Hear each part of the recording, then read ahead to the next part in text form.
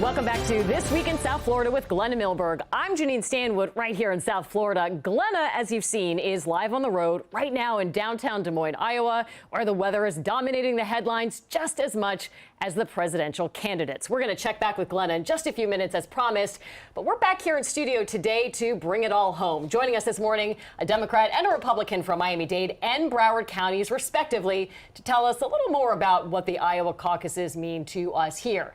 Robert Dempster is chair of the Democratic Party in Miami-Dade County, and Richard DeNapoli is the state committeeman for the Republican Party in Broward County. Thank you both for coming in and talking to us about everything that's going on in Iowa.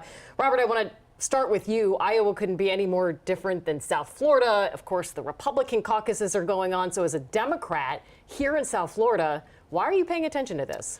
Well, you know, South Florida Democrats are Americans, and we all have like a really vested interest in who is going to be on the ballot in November to be, you know, president of the country. So I think that there's that.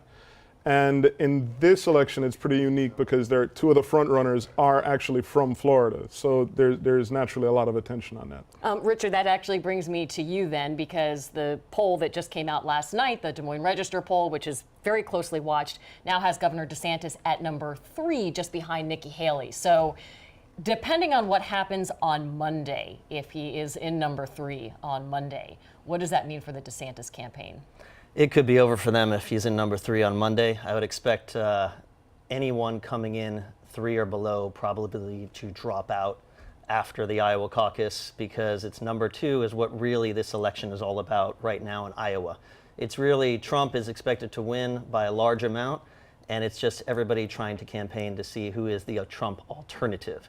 And that's who's going to make it to New Hampshire, and then see what happens then. But I'd expect a massive amount of candidates or whoever's left to start dropping out right after Iowa. Florida, of course, is in the spotlight because, as you know, the legislative session started this week, and on the state and national level, abortion is something that everybody has been talking about. In fact, let's go to that because, as you know, David Barrero of Sweetwater filed this bill to basically make abortion just about illegal, except to save the life of a pregnant woman in an emergency. Richard, is there an appetite for this right now among Republicans? Well, the Senate President Kathleen Passidomo said that she doesn't have an appetite, and neither did Paul Renner. So it might make headlines right now, but we also have a Florida Supreme Court case coming up to decide whether the 15-week ban and then the 6-week ban comes into effect. You have a constitutional amendment coming up.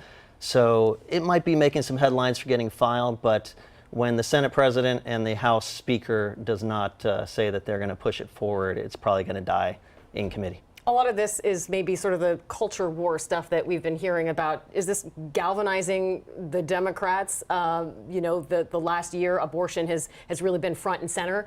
Is that something that is galvanizing some pro-choice people in opposition? Yeah, I would say that it's not necessarily, I mean, it is galvanizing Democrats, but it's more broadly, it's galvanizing Americans all over the country. If you look at even more conservative states like Kansas, everywhere that it's been on the ballot thus far, you've seen results, you know, you've seen like overwhelming results in favor of giving a woman a right to choose. This is an incredibly unpopular bill, even by Republican standards, no offense, but it's an incredibly unpopular bill. It's draconian beyond measure, and it's going to have like it's going to have a number of different effects, but one of the effects that you don't think about is that it's actually discouraging medical students from going into the OBGYN profession. And of course, that hurts all women, not just women who are seeking abortions. Let's talk about guns right now, because as you know, last year lawmakers dropped a requirement to that people have concealed weapons permits to carry guns, right? So now there is a new bill that's advancing in the House that would let folks openly carry firearms. And not just that, but lawmakers could carry concealed firearms in areas like the Capitol complex. Is this something that could potentially foster intimidation, or is this a way to say, hey, listen, the law-abiding people, there have been too many restrictions on them? What do you think?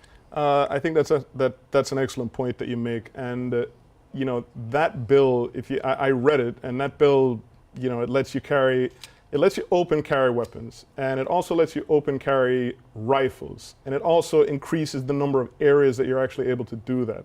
You could, according to this bill, you would be able to go ahead and carry an assault rifle, open carry an assault rifle at a school sporting event, at a polling place. And we've already had, in the last election, we had, multiple instances of intimidation at polling sites. So I don't, the thing that I find interesting is that government's supposed to go ahead and solve problems that we can't solve individually. I just don't see the problem that, this was a solution for. But the thinking, of course, is that the criminals don't pay attention to the rules anyway, right, Richard? What do you think about this? That is true. The criminals usually aren't going to look for permits or look for whatever the law says. They're just going to do a criminal activity. Do you think this is something that will sort of advance, that Republicans could be behind? Well, Senate President Kathleen Passidomo has said that she doesn't have an appetite for open carry for this legislative cycle. Governor DeSantis did say that he would sign it, but the permitless concealed carry was signed last year. We have not seen any increase in crime since then. We have crime stats at a 50-year low here in Florida, and you'll hear from the other side typically that any type of reduction in gun laws for carrying or whatever is going to lead to massive spurts in crime, and the reality is the stats just don't show that. Lots to talk about in Tallahassee: guns, abortion, pink flamingos, balloons. We can't get to it all. We wish we could. Thank you so much for being here.